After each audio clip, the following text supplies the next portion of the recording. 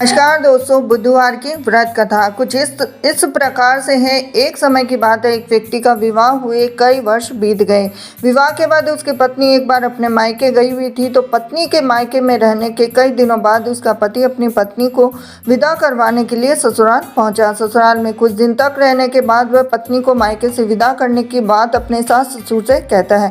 तो बुधवार का दिन होने के कारण उसके सास ससुर ने कहा कि इस दिन बेटी ससुराल से नहीं जा सकती, इस कारण विदाई नहीं हो सकती। लेकिन वह व्यक्ति नहीं माना, अपनी पत्नी को मायके से विदा कराकर अपने घर की तरफ चल दिया और रास्ते में जाते वक्त पत्नी को बहुत तेज से प्यास लगी, तो पति पानी की तलाश में इधर उधर भटकने लगा। काफ़ी देर के बाद जब वह पानी लेकर वापस लौटा तो उसने देखा कि पत्नी के पास उसी की वेशभूषा में कोई अन्य व्यक्ति पत्नी के संग बैठकर बातें करता हुआ दिखाई दिया। अब दोनों व्यक्ति आपस में लड़ने लगे। पहले व्यक्ति ने गुस्से में अपने दूसरे व्यक्ति से पूछने लगा कि वह कौन है, क्यों उसकी पत्नी के साथ बैठकर बातें कर रहा है। फिर आपस में लड़ने लगे।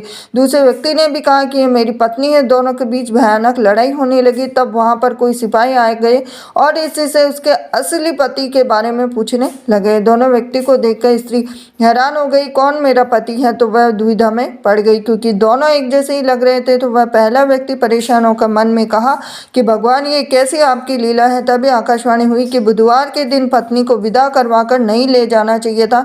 यह सब सुनकर पहला व्यक्ति समझ गया कि यह भगवान बुद्ध की लीला है। फिर वह व्यक्ति बुद्धिदेव से प्रार्थना करने लगा, क्षमा मांगने लगा। फिर फौरन ही बुद्धिदेव अंतर्धान हो गए। अब उस व्यक्ति को अपनी पत्नी मिल गई। तभी से हर दिन बुधवार के दिन भगवान गणेश की पूजा करने लगे और व्रत करने लगा। ये थी आज की बुधवार की व्रत कथा। हरे कृष्णा।